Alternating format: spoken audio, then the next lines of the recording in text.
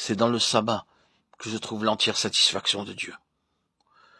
Quand eut lieu le premier sabbat, ce fut quand le Seigneur, en regardant tout ce qu'il avait fait, vit que c'était très bon. Et il se reposa de ses travaux. Dieu le sanctifia, parce qu'en ce jour, il se reposa de toute son œuvre, qu'il avait créée en la faisant. Genèse 2:3. Vous ne manquerez pas d'observer ou de garder mes sabbats, car ce sera entre moi et vous, et parmi vos descendants un signe auquel on connaîtra que je suis l'Éternel qui vous sanctifie. Exode 31:13. Il désignait le sabbat comme une ordonnance pour toujours, à travers toutes les générations, et faisait un sabbat de jour et un sabbat de semaine lors de la 7e semaine, et un sabbat de mois au 7e mois, et ensuite un sabbat d'année à la 7e année, et ensuite encore un sabbat de multiple de 7 années, 49, et la 50e année était le parachèvement de cette septaine d'années. Tout cela parle de la satisfaction de Dieu, et à cause de cela, vous pouvez être libérés. C'est comme quand un prisonnier est interrogé à la barre. Son cas est satisfaisant. La sentence tombe et le juge dit « Je suis satisfait, vous êtes acquitté ». Pourquoi est-ce que vous êtes acquitté? Cela, bien sûr, nous amène à la lettre aux Romains. Vous êtes acquitté parce que Dieu est satisfait. Ainsi, le Seigneur Jésus réunit tout cela en lui-même. Et il devient le sabbat personnel du Seigneur, Dieu, le bien-aimé dans lequel Dieu est satisfait. Quand il est à la droite de Dieu, Dieu est satisfait. Et la grande amnistie est proclamée. L'évangile du Dieu satisfait alors nous est donné notre liberté.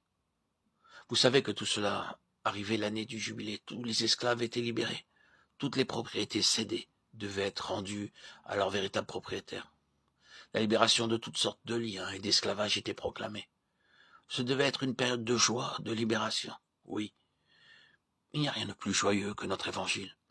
Et il ne devait pas y avoir de gestes plus joyeux que ceux qui ont un tel évangile. C'est l'évangile de la gloire d'un Dieu satisfait. Considérons un moment cette question de la satisfaction de Dieu, qui marque de son caractère l'évangile, faisant de lui un évangile glorieux. Le mot gloire dans la Bible est presque invariablement associé à la nature de Dieu. C'est compréhensible, si vous le considérez de cette manière. Habituellement, quand vous rencontrez des personnes qui sont sur leur garde, vous pouvez dire globalement quelle sorte de personnes elles sont. Par exemple, si vous rencontrez une personne avec une conscience coupable d'une manière ou d'une autre, cette conscience coupable se manifeste au dehors. Et quoi que vous ne puissiez pas savoir pourquoi, vous avez le sentiment que les choses ne sont pas droites. Si vous rencontrez quelqu'un qui a quelque chose de mauvais dans l'arrière-plan de sa vie, qu'il y a une ombre, vous serez conscient de cette ombre. Plus vous êtes sensible et réceptif aux autres, et plus rapidement vous connaissez en leur présence, et sans mot dire, l'état de leur vie intérieure. Vous enregistrez quelque chose intérieurement. Cette personne n'est pas transparente, elle est sournoise. On ne peut pas s'y fier. Vous ne savez pas pourquoi, vous ne connaissez pas son histoire. Mais vous vivez cela, vous savez cela. Parce qu'il vient à vous en leur présence. Vous savez ce qu'est leur vie. Cette prise de conscience peut se faire d'une multitude de manières. Vous gardez une impression. Et quand vous avez cette impression, vous connaissez la personne.